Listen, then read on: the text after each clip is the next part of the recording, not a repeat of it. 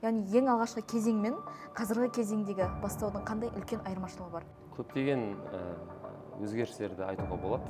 Олардың бірі Қазір зумерлер келіп жатыр. Олармен жұмыс істеу қалай болып жатыр? Әрине, жылдан жылға қиындап жатыр. Дәл қазіргі таңда диплом маңызды. Сәлем достар, сіздермен бірге Бастау подкаст және де мен Назерке. Бүгінгі біздің Бастау подкастта қонақта Бастау мектебінің ашылуынан бастап осы Бастау мектебінің дамуына өзінің үлесін қосып келе жатқан негізгі мамандардың бірі және ағылшын тілі пәнінің мұғалімі Садыков Санжар ұстаз. Сізді көргенімізге өте қуаныштымыз. Қош келдіңіз. Қош көрдік. Бүгін біз подкастта педагогика, білім беру саласы, жастардың дамуы, студент қандай болу керек, жалпы жастар туралы әңгіме қозғайтын боламыз. Өте бір пайдалы подкаст болады деген ойдамын. Көңіл күйіңіз қалай? Жақсы, жаман емес. Барлығы жақсы, құдайға. Жалпы Санжар ұстаз, сіз біздің Бастау мектебімен бірге 2018 жылдан бері келе жатсыз. Жалпы Бастау мектебімен бірге өсіп келе жатсыз деп айтуға болады. Яғни Бастау мектебінің ең алғашқы кезеңінен қазіргі кезге дейінгі барлық толқынын көрдіңіз. Яғни сіз толық салыстыра аласыз. Яғни ең алғашқы кезең мен қазіргі кезеңдегі бастаудың қандай үлкен айырмашылығы бар? Не нәрседе үлкен өзгеріс болды? Ойландыратын сұрақ екен. Көптеген өзгерістерді айтуға болады. Олардың бірі әрине бұл мұғалімдердің, яғни бастауда жұмыс істеп жатқан мұғалімдердің дамуы деп айтуға болады. 8 жыл ішінде, мысалы үшін 2018-дегі мұғалімдер мен қазіргі 2025-дегі мұғалімдер арасында үлкен айырмашылық бар. Өйткені біз оқушыны оқытумен қатар өзімізде оқимыз, өзімізде күн сайын дамып келе жатырмыз деп айтсам қателеспеймін. Сонымен қатар әрине Бастау мектебіміздің үлкейіп жатқандығын айтуымызға болады. Ең басында бір 4 аудиториядан тұратын мектеп болса, қазір 3 ғимараттан тұратын үлкен мектептер желісіне айналдық. Әрине бұл өте қуанышпен айтылатын негізі жайт деп айта аламын. Сонымен қатар оқушыларда да өзгерістер бар. Ең басында 2018-дегі оқушылардың деңгейі мен қазіргі оқушылардың деңгейі де ерекшелік бар. Өйткені 2018-дегі оқушылар бізге жас тұрғысынан бізге жақын тұғын олар. Жақын еді. Ал қазір жасымыз алшақтап жатыр күннен күнге. Және ол бізге жұмысымыздың қиындауына алып келіп жатыр. Өйткені уже ортадағы жас алшақтаған сайын жұмыс қиындайды. Ол уже педагогикада көрсетілген, дәлелденген нәрсе болып есептелінеді. Сонда айтуға болады. Сол, жаңа айтқандай мұғалімдердің жалпы деңгейі, сонымен қатар өзіміздің ғимаратымыздағы өзгерістер, сосын жаңағыдай оқушылардың өзгеруі, оқушылардың ойларының, ойлау дәрежесінің өзгеруі қазіргі күнде біраз өзгеріске ұшырап жатыр. Жақсы, енді сіз жалпы біздің ғимаратымыздың өскенін, ұстаздардың да өзгергенін айтып жатырсыз. Яғни ұстаздар құрамының, олардың білім деңгейінің десек.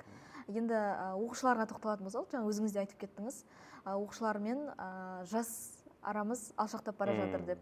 Демек сіз келісесіз, жас мұғалімдер жақсырақ сабақ бере алады, олармен тығыз қарым-қатынас орната алады деп. Ол дүниемен келісесіз ғой? Келісемін. Өйткені білесіз ба, оқушы сені жақсы түсіну үшін, меніңше оқушымен бірдей ойлана білу керек. Мысал үшін, қалай ойлайсыз өзіңіз? Мен мысал үшін 30 жаста болсам, 15 жастағы оқушымен тіл табысуым оңай ма? Немесе 20 жастағы, 22 жастағы мұғалімнің жаңағыдай 15 жастағы оқушымен тіл табысуы оңай ма? Сол сияқты. Меніңше жас болса маман, және әрине білімді болса, жас болса, оған повезло сияқты меніңше. Өйткені ол тіл табысу оңай болады. Ал бізге сәл қиындықтар туғызуы мүмкін. Өйткені біз олар көріп жатқан дүниелерді көрмейміз, олар қарап жатқан TikTok каналдарды біз көрмеуіміз мүмкін. Сол себепті біз олармен бірге тыныс ала алмай қалуымыз мүмкін кейбір жерлерде. Сол себепті меніңше әрине жастарға мүмкіншілік көбірек беру керек. Жастарда негізі шанс көп. Мықты маман болуға. Мен осы нәрсені құптаймын негізі. Ал енді бізде жас деп айтып жатырмыз, қазір зумерлер келіп жатыр. Олармен жұмыс істеу қалай болып жатыр? Енді бір қиын или немесе жеңіл болып жатыр ма? енді біз мұғалімдік жолды таңдаған кезде осы нәрселердің бәрін болатынын білдік. Өйткені поколение ауысады. Зумелер деп отырсыз қазір өзіңіз. Мен өзіме жылдан жылға қиындап жатқанын айта аламын. Бірақ енді қараңыз, мына жерде бір парадокс бар. Мен жылдан жылға дамып жатырмын.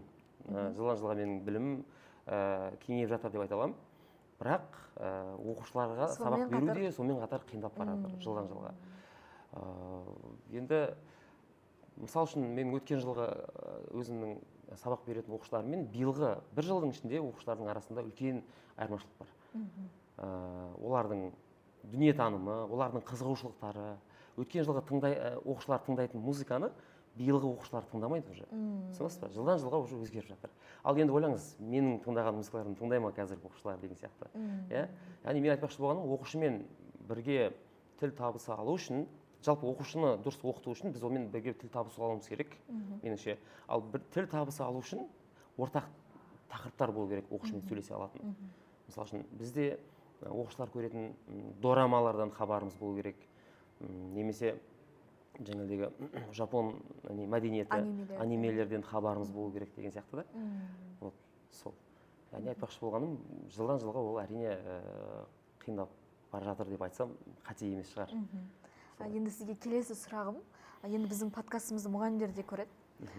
Бір қоғам арасында бір тараған бір принциптер де бар. Мұғалім оқушымен доста болу керек, қатал да болу керек деген сияқты. Сіз қайсысындасыз? Қатал болу керек па, әлде дос болып сырласып, сөйтіп араласу керек па? Ғылымда окно Авертона деген нәрсе бар. Орта жолды ұстану. Субординация сақтау, ол өте маңызды. Мұғаліммен дос екенмін деп қатты жабысып, құшақтасып, олармен көрісіп, сөйтуге болмайды әрине. Олармен, мысалы үшін, даже селфиға түсуді де өзім қатты құптамаймын негізі оқушылармен. Мұғалім күйінде қалу керек. Белгілі бір дәрежеге дейін төмендеу керек деп ойлаймын өз басым. Белгілі бір дәрежеге дейін оқушылардың деңгейіне түсе алу керек. Ол әрине мұғалімнің шеберлігіне байланысты. Сол. Енді сіз өзіңіздің көзқарасыңызды, пікіріңізді айтып жатырсыз ғой. Жалпы сабақ беру барысында өзіңіздің мамандығыңыз кезінде қандай принциптарды ұстанасыз? Осыдан мен міндетті түрде аттамаймын деген. Принцип деп отқаныңыз менің ұстанымдарым ғой сабақ кезіндегі. Мен сабақ кезінде неге мән беремін көбірек? Мен оқушылардың тапсырманы орындауына мән беремін, олардың итағатына мән беремін. Ол оқушы білімді болсын, немесе білімі төмен болсын, жақсы білсін, жаман білсін, дүниетанымы кең оқушы болсын, бірақ ол итағат ету керек. Түсінесіз ба? Яғни ол оқымайтын оқушы болса да, барынша тырысып, тапсырманы орындауға тырысу керек. Мейлі біреуден көшіріп болса да, тапсырманы орындап келу керек. Мен осындай нәрсе ұстанамын. Яғни мұғалім келген кезде оқушы дайын болу керек. Тапсырманы дайындап қойған болу керек. Ол қалай жазды, енді әрине өзі жазу керек, оны өзі орындау керек тапсырмалар, бірақ меніңше ешнәрсе жазбай, мұғалімнің алдында түк орындамай отқаннан гөрі басқа біреуден көшіріп келіп дайын болып отқан дұрыс. Түсінесіз ба? Сол себепті мен бірінші орынға осы итағат мәселесін қоятын едім. Мұғалім айтқан нәрсені оқушы орындау керек. Міндетті орындауға. Бұл да бір сыйластықтың көрінісі дейсіз ғой, ұстазға деген? Әрине, ұстазға деген құрмет, сыйластық, бұл жерде оның көрінісі әрине. И екіншіден бұл оқушының міндеті бұл. Яғни бірінші жағынан өзіңіз айтып отырсыз, мына қазір сыйластық әрине ол бір жағынан, ал бір жағынан ол оқушының міндеті. Оқушы мектепке келген кезде ол қандай оймен келеді? Оқимын, осы мұғалімнің айтқанын істеймін деген оймен келеді. Ал мен түсінбеймін қазіргі оқушыларды, көбісінде мынандай проблема бар. Тапсырма орындамай келеді. Не үшін орындамадың деп айтсаң, оған бір дұрыс жауап та бере алмайды. Сол себепті мен осы нәрсені алға тартар едім. Оқушы барынша итағат ету керек. Ол білім деңгейі жоғары болса да, ол төмен болса да. Мысалы үшін менде жақсы оқитын оқушылар бар, кейбіреулер тапсырма орындамай қалған кезде мен өте қатты ашуланамын. Ал қатты оқымайтын, нәтижесі төмен оқушылар бар, ал ол менің айтқан тапсырмамды орындап келсе, мен қатты қуанамын. Түсінесіз ба? Сол сияқты. Сіз енді сіздің сабақтарыңызға қатысқанымыз көреміз. жиі бақылап жүреміз, бірақ осы тапсырма орындамай келген кезде де сіздің бір қатты эмоцияға берілгеніңізді байқамаппын. Барынша позитивпен қарап, оқушыларды келесі жаңа тақырыпқа назарын аударып жүресіз. Бұл қаншалықты бір сіздің өзіңіздің көзқарасыңыз, ойыңыз сондай ма? Солай болу керек па? Меніңше эмоцияны ұстай білу бұл өте үлкен күш жігерді қажет етеді. Өйткені білесіз ба, сіз мысалы үшін сіз тапсырма орындамасаңыз, яғни айтқанды істемесеңіз, менің айтқаным болмаса мұғалім ретінде, ең оңайы ашуланып кету. Оны кез келген адам істей алады. Мысалы үшін біреуге сіз оның айтқанын істемесеңіз, біреуден мысалы үшін қарызға ақша алып тұрып, оның дер кезінде бермесеңіз, оны істейді, ашуланып кетеді. Ең оңай жол бұл ашуланып кететін жол да. Ал біз мұғалімбіз ғой, біз ұстазбыз. Сол себепті меніңше біз барынша өзімізді ұстай алуымыз керек. Оларға сөзбен түсіндіре алуымыз керек, оның іс-әрекетінің дұрыс емес екендігін. Мен осы жолды ұстанамын. Мен барынша оның істеген іс-әрекет дұрыс емес екендігін айтуға тырысамын. Оған барынша әртүрлі сөздермен, енді білесіз ғой, сабақ кезінде әртүрлі сөздермен жеткізуге тырысамын. Бірақ өзім қатты айқайлап ұрысқанды, ұрған былай тұрсын, жалпы ұрсудың өзі меніңше оқушыға дұрыс емес. Өйткені 10-11 класстарға өзім сабақ бергендіктен, оларды мен үлкен азамат деп түсінемін. Сол себепті барынша мен олармен дұрыс тіл табысуға тырысу дұрыс деп ойлаймын өз басым. Түсінесіз ба? Меніңше осы дұрыс жол сияқты. Оларды ұрыссаңыз, ол керісінше ол жерде переходной возрасттағы оқушылар болуы мүмкін. Олар дұрыс қабылдамай қалуы мүмкін деген сияқты сізді. Сол сияқты. Ал енді қараңыз, сіз ұрыстыңыз делік. Сіз ұрыссаңыз не ұтасыз? Сіз ұтуыңыз мүмкін оқушыны қорқыту арқылы. Сізден қорыққаны үшін ол сабақ орындауы мүмкін. Ал мен бұл нәрсеге мүлдем қарсымын. Оқушы мұғалімнен қорыққаны үшін тапсырма орындамау керек. Оқушы оқуы керек болған үшін, тапсырманы орындауы керек болған үшін тапсырманы орындау керек. Мен осы нәрсені ұстанамын. Ол қаласа да қаламаса да. Иә, қаласа да қаламаса, өйткені ол оқушы. Атап айтып тұр, оқушы ол. Бұл жерде ш деген жұрнақ бар. Оқушы бұл. Сол себепті оқуы керек болған үшін оқушы оқу керек. Ол мұғалімнен қорқып оқу, ол меніңше құлдық сана сезім. Енді біз сізді алғашқы сұрақтарымыз оқушылардан бастадық, білім беру саласынан, өзіңіздің жұмысыңыздан. Бірақ осы подкастты мен барынша жастарға, студенттерге арнағым келеді. Барынша жақынсыз, өзіңіздің алдағы түлектеріңіз уже бітіріп, универді жұмыс істеп жатыр. Тіпті 2025-те бітіргендердің өзі қазір бірінші курс студенті. Сіздің тәжірибеңізге қарайтын болсақ, осы бакалаврды оқып жүрген кезде Erasmus бағдарламасымен Болгарияға барып қайтқан екенсіз. Енді сіз өзіңіздің тәжірибеңізге сүйене отырып, идеал студенттің 3 қасиеті қандай болу керек деп ойлайсыз? Идеал студент деген әрине идеальный адам жоқ, бірақ енді сіздің ойыңызша. Соған жақындау. Иә. Меніңше студенттік кезін максимально дұрыс пайдалану керек. Андай бір сөз бар, кім екенін авторды ұмытып тұрмын. Өзінің жастық кезін дұрыс пайдаланбаған адам, ол ақымақ деген. Адамның 18 жастан бастап 25-ке дейінгі уақыты, студент кезі ғой, енді бұл магистратураны қосқанда. Осы кезде өзін максимально өмірге дайындамаған адам бұл негізі ақымақ деп айтқан сөзді естідім, бір жерде оқыдым. Осыған келсем, менің айтпақшы болғаным, бірінші орында оқушы, жалпы студент өзіне керек нәрсенің барлығын орындауға тырысу керек. Өзін максимально дәрежеде дамытуға тырысу керек студенттік кезде. Мысалы үшін бізде, білесіз ба, университетте оқып жатқан кезде неше түрлі пәндер бар, экономика, тіршілік қауіпсіздік негіздері, психология, физиология деген сияқты пәндер бар. Абайтану, яссауитану деген сияқты. Осы сабақтардан негізі көп оқушы қашады, көп студенттер қашады. Олардың ойынша бұл пәндер менің спецпәнім емес, маған тек қана ағылшын керек, қытай тілі керек деп, сол екі тілді оқуға тырысады. Бұл өте үлкен қателік менің ойымша.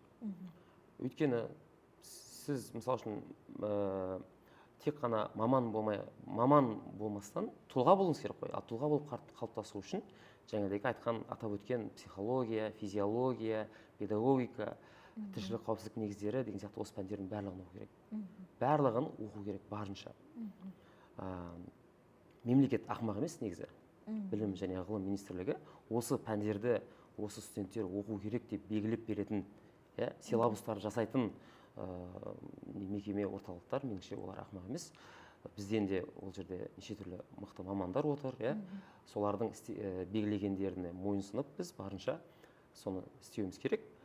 Яғни айтып жатқаным, менің ең негізгі нәрсе, студент барынша осы әрқайсы пәнді спец немесе сервис деп бөлмей, барлығын дұрыс оқуға тырысу керек. Өйткені бұлардың барлығы оның өмірде дұрыс тұлға болып қалыптасуына бір септігін тигізеді. Жақсы, келесі сұрақ. Осы жерде бір резонанс тууы мүмкін бұл сұрақтан. Сіздің ойыңыз білгім келеді, енді бұл жерде ашық жастар тыңдасын. Дәл қазіргі таңда диплом маңызды ма? Әрине, диплом керек, диплом маңызды. Өйткені ол диплом біздің жалпы адамның белгілі бір мамандықты меңгере алатындығының куәлігі ретінде мемлекет жақтан берілетін ол құжат. Сол себепті ол өте маңызды деп ойлаймын. Ал енді қараңыз, қазіргі күнде мынандай нәрселер бар. Дипломсыз тренинг немесе жаңағыдай әртүрлі мастер-класстар арқылы соларды оқып алып дипломсыз сабақ беруге болады деген сияқты, немесе мұғалім болуға, немесе белгілі бір мамандықтың иесі болуға болады деген сөздер бар. Бірақ мен оған қатты келіспеймін. Өйткені диплом алу үшін бакалавр оқу керек, дұрыс па? Бакалаврда бұл негізгі профильдік пәні. Адам, мысалы үшін, 16-17 жаста мектепті бітірген кезде ол білімге аш болып тұр ғой. Сол кезде берілетін білім, меніңше, ол өте маңызды.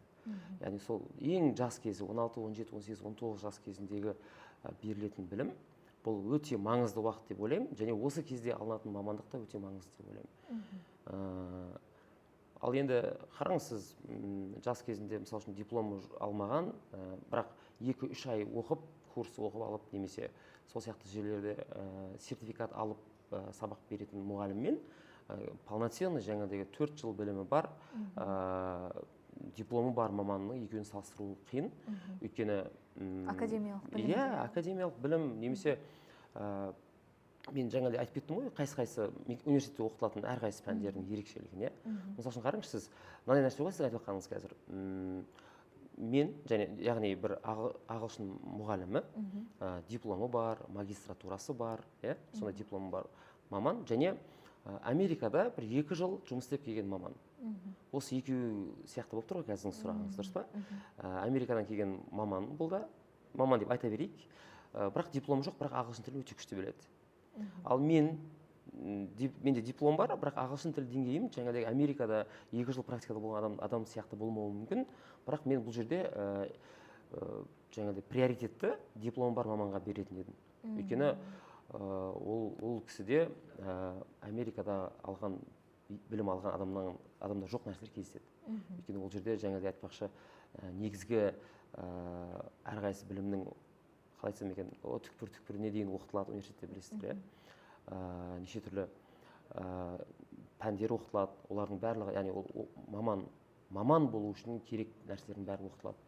Ал Америкада, мысалы үшін, шетелде тәжірибе алып келген, 2 жыл, мысалы үшін, 3 жыл тәжірибе алып келген маман оны мен бере алмайды деп ойлаймын. Мысалы үшін, сізге тағы бір сұрақ қояйын, осы жерде мына нәрсе бар. Қазақ тілі маманы, дипломы бар, және қазақ тілі білетін кәдімгі бір адам кісі. Екеуі де қазақ тілін біледі. Бірақ сіз бір директор болсаңыз, қайсысын сіз жұмысқа алар едіңіз? Дипломы бар. Әрине, оқыған. Бізде қазақта сөз бар ғой, оқыған, тоққан деген, ол сөздің бәрі бекер емес. Сол себепті мен, әрине, приоритет ол дипломы бар, полноценный маманға беріледі. Жалпы келесі сұрақ. Бізде шетелдік тәжірибені жақсы білесіз ғой. Шетелде студенттер мектеп бітіргеннен кейін 1 жыл үзіліс алады. Содан кейін барып асықпай таңдайды универін, мамандығын таңдайды деген сияқты. Қазір жастардың арасында сол көбірек кездесіп, бір әлеуметтік желіде таралып жатқан сияқты. Оған ойыңыз қалай? 1 жыл үзіліс алу қаншалықты маңызды?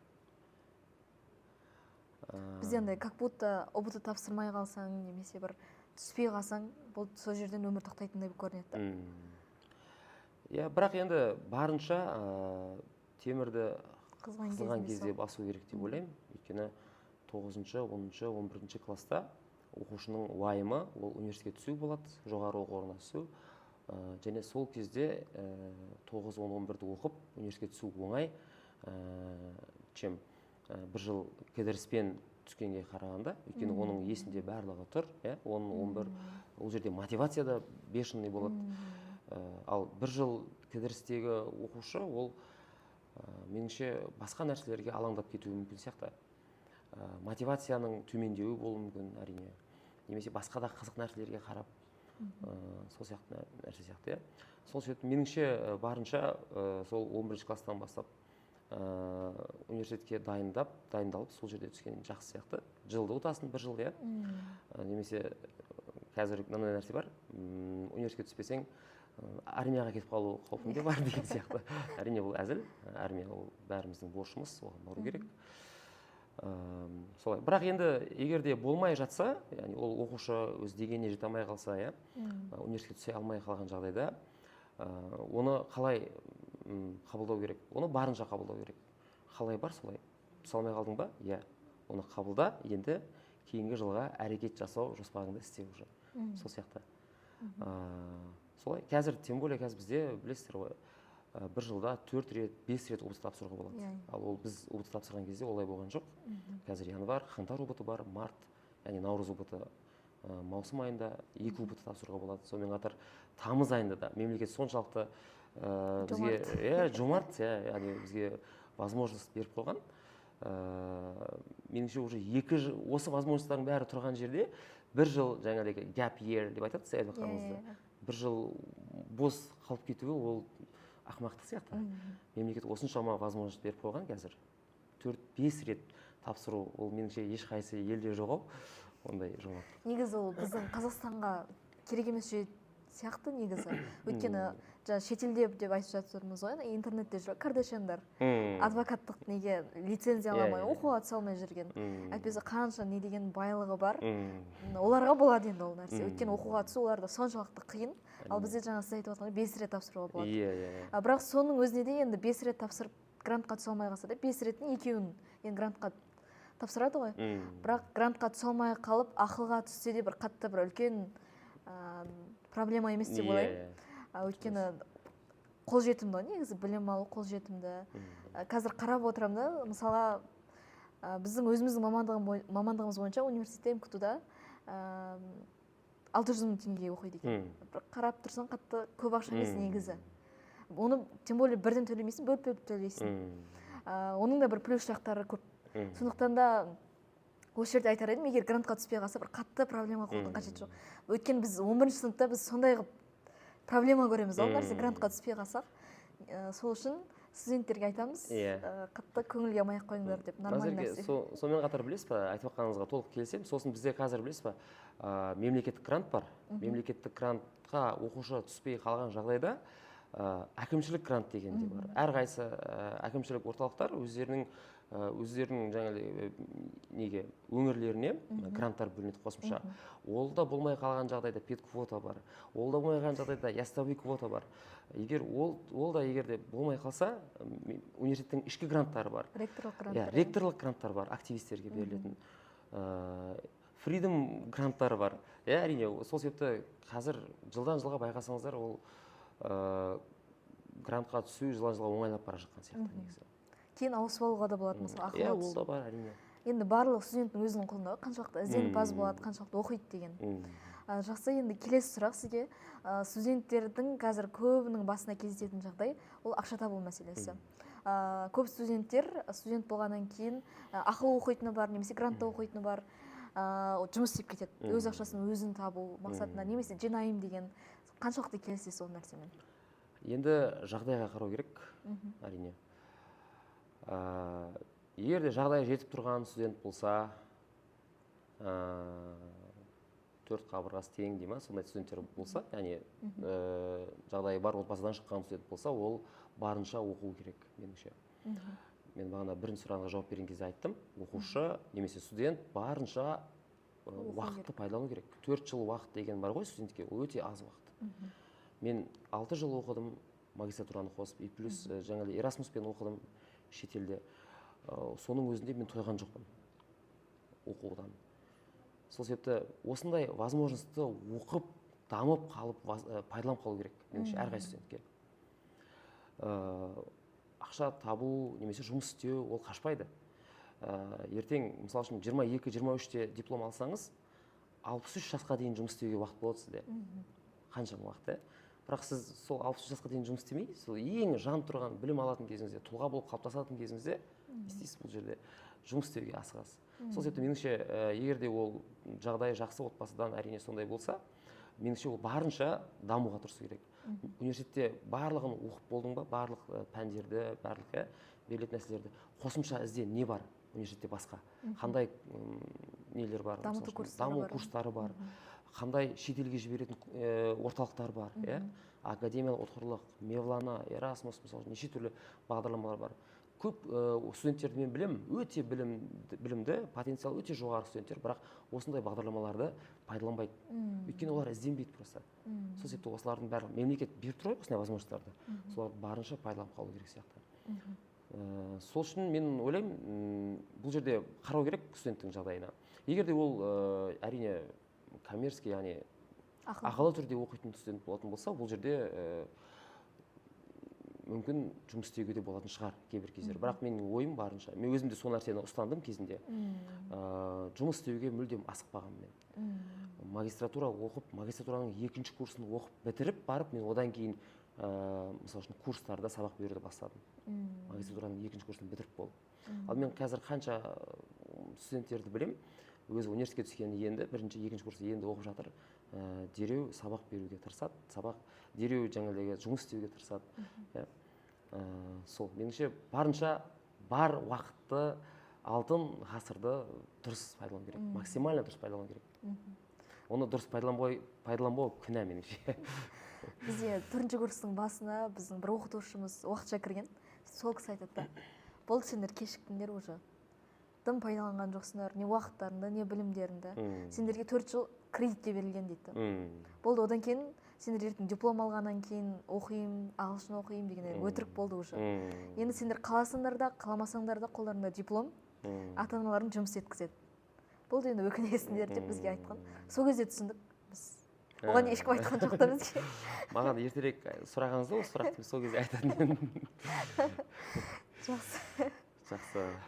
Енді келесі сұрақ сізге, дәл қазір студент болсаңыз, нені басқаша істер едіңіз?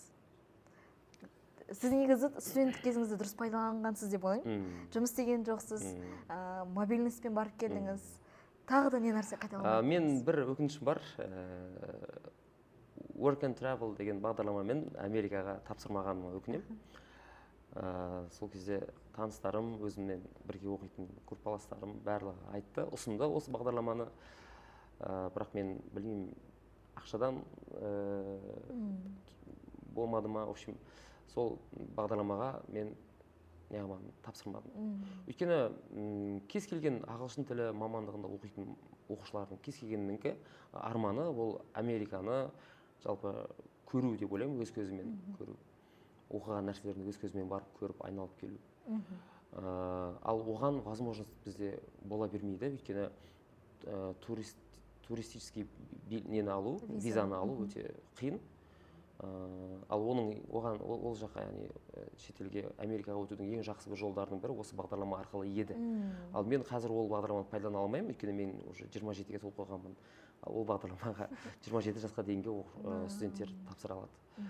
Осындай бір өкінішім бар. Сосын тағы не бар? Білмеймін, қатты өкінетіндей ешнәрсе жоқ сияқты. Барынша дұрыс оқуға тырыстым. Бағана өзім айтқан пәндердің барлығын оқыдым мен. Шынымен бәрін оқып шықтым. Барынша, енді 100% демей қойайын, бірақ барынша оқуға тырыстым. Оның барлығы адамды дайындайды өмірге. Өмірге дайындайды. Ой өрісі дұрыс, дүниетаным кең адам болғым келсе, әрине не істеу керек? Барлық пәндерді дұрыс оқып дайындалу керек. Бар возможность, бар мүмкіншілікті дұрыс пайдалану керек. Ағылшын тілі пән мұғалімі екеніңіз білеміз. Жаңа да айтып жатырмыз қайта-қайта. Жалпы ағылшын тілі мамандығына қалай келдіңіз, қалай таңдадыңыз? Ағылшын тілі пәні мамандығына мен 5-ші класста қызығушылық басталды.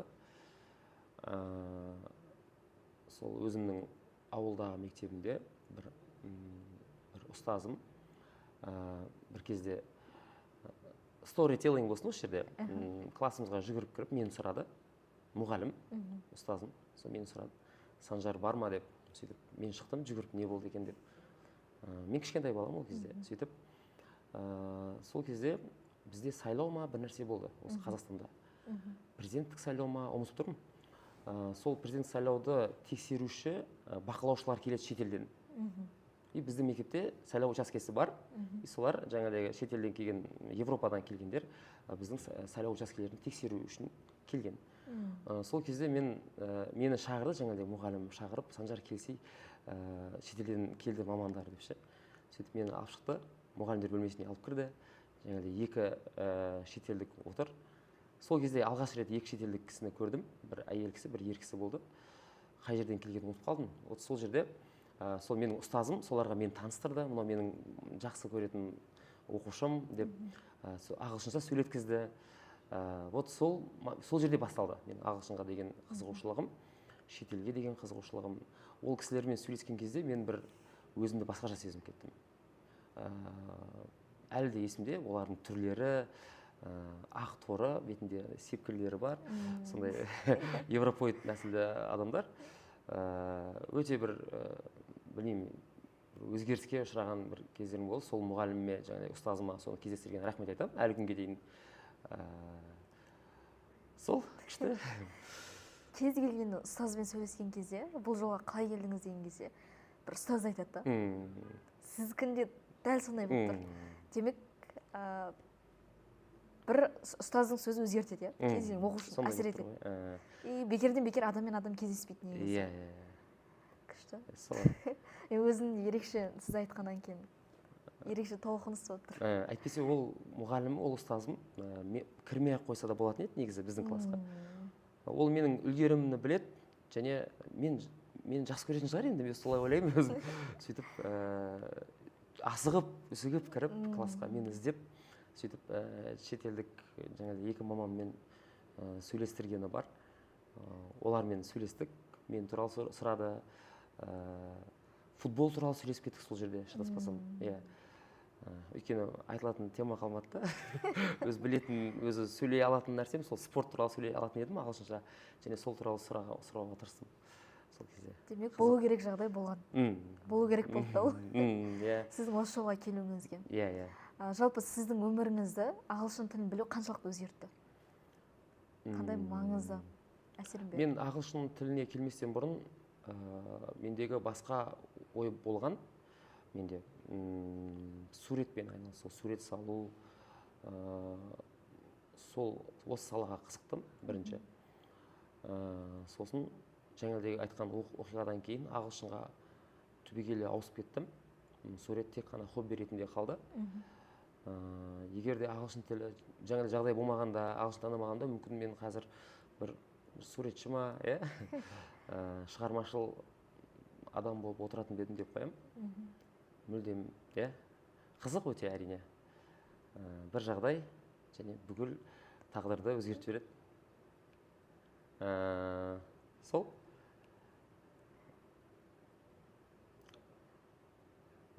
Тағы айтайын, біраз айтайын. Келесі. Қазіргі таңда біздің кезімізде негізі 1-ші сыныпта басталған ағылшын тілін білу. Демек, біз 11-ші сыныпқа дейін 11 жыл оқыдық. Университетте біз енді факультатив сабақ ретінде ағылшын болды 1-ші курста. Жалпы 11 жыл, 12 жыл. Енді 11-12 жыл деп көп айтпай қояйық. Кейбірлер енді 5-6 жыл оқыған ағылшын тілін. Бірақ 5-6 жыл оқып, ағылшын тілінде сөйлей алмайды. Немесе белгілі бір білімі жоқ. Бұны қалай түсіндіруге болады? Мынандай нәрсе бар негізі. Мен өзім ағылшын тілін 5-ші класста оқуды бастадық. Біздің бағдарлама бойынша 5-ші класста ағылшын тілі өтілу керек. Және мен еш нәрсеге кешіккен жоқпын. 1-ші класстан бастап оқымасам да, еш нәрсеге кешіккен жоқпын.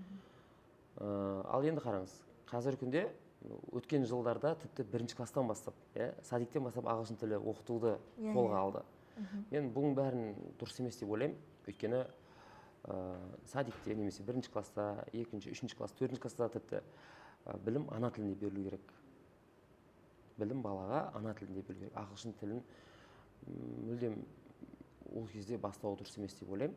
Ағылшын тілі сол 5-ші класста бала бір нәрселерді ойлай алатын кезде, сол кезде қойылу керек деп ойлаймын. Ал енді жаңа сіздің сұрағыңыз 1-ші класстан бастап біз 11-ші классқа дейін оқыдық, бірақ неге ағылшынша сөйлей алмаймыз деген сұрақ қойдыңыз ғой. Осыған жауап беріп көрейін. Бұның себебі мынау деп ойлаймын, бізде мемлекет жақтан мынандай нәрселер бар қазір. Мемлекет былай ойлайды негізі.